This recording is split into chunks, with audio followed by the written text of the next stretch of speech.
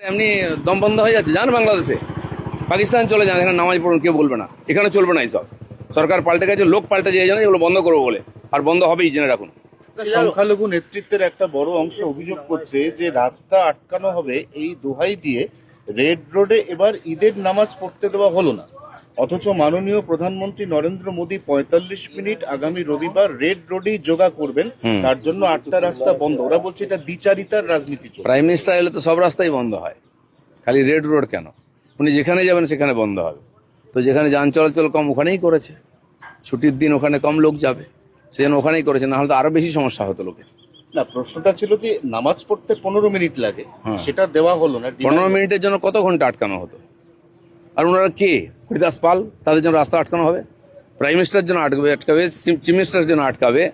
এটা ঠিকই আছে, বছরে তো একবার উনি আসছেন, কত বছর পরে আসছেন? আর ১০৭ বছর ধরেই তো অন্যায় করা হয়েছে। এক বছরে এমনি দম বন্ধ হয়ে যাচ্ছে, যান বাংলাদেশে, পাকিস্তান চলে যান, এখানে নামাজ পড়ুন, কেউ বলবে না। এখানে চলবে না এইসব। সরকার পাল্টে গেছে, লোক পাল্টে যায়, জানে এগুলো বন্ধ করবো বলে, আর বন্ধ হবেই, জেনে রাখুন।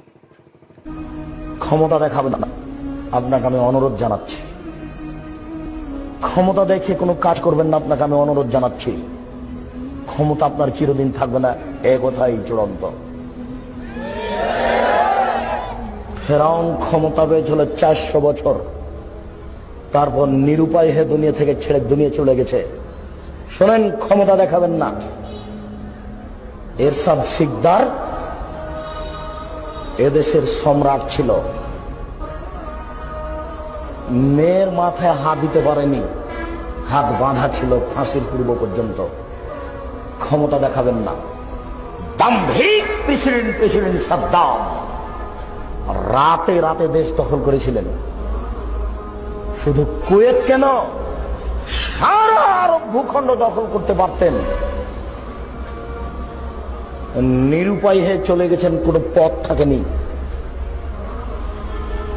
৪০ বছরের নেতা কর্নেল গাদ্দাফি ড্রেনে পড়ে চলে গেছে, দুনিয়া থেকে টিকতে পারেনি। অতএব ১ সেকেন্ডের জন্য ক্ষমতা দেখাবেন না। ভুলই হয়েছে এই বলে চলে যাবেন বাড়ি, এভাবে বলবেন না, ভুলই হয়েছে কাজটা। এইভাবে হাঁটবেন। মুখ উঁচা করে কিছু বললে কালকে এই মুখ থাকবে না, এ কথা চূড়ান্ত। মুখ উঁচু করে কিছু বললে এটা ধ্বংস হবেই হবে। মুহূর্তের মধ্যে হতে পারে, দেরিতে হতে পারে। যার উপরে মুখ খুলবেন সে হবে মাজলুম। আল্লাহ তাআলা বলেছেন, আমি মাজলুমকে সাহায্য করব। আমি আমার সম্মানের কসম করে বলছি, আমি আমার ইজ্জতের কসম করে বলছি, আমি আল্লাহ আমার মর্যাদার কসম করে বলছি, আমি মাজলুমকে সাহায্য করব, ওয়ালাউ কানা বাদাহিনিন, কিছুক্ষণ পরে হলেও। আমার সম্মানের কসম, আমার মর্যাদার কসম, আমার ইজ্জতের কসম, আমি আল্লাহ মাজলুম অসহায় অত্যাচারী ব্যক্তিকে সাহায্য করব কিছুক্ষণ পরে হলেও। অতএব ধ্বংস নেমে আসবে, হাত বাড়াবেন না।